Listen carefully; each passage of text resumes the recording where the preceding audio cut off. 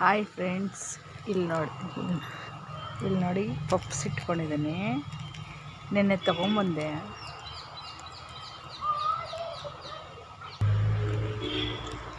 ನೋಡಿ ಅವನು ನೋಡ್ತಾ ಇದ್ದಾನೆ. ಈಗ ಹೆಂಗೆ ಎಗರ್ತಾನೆ ಅಂದರೆ ಕಿತ್ಕೊಳ್ಳೋಷ್ಟು ಧೈರ್ಯ ಇಲ್ಲ, ಬಟ್ ಎಗರ್ತಾನೆ.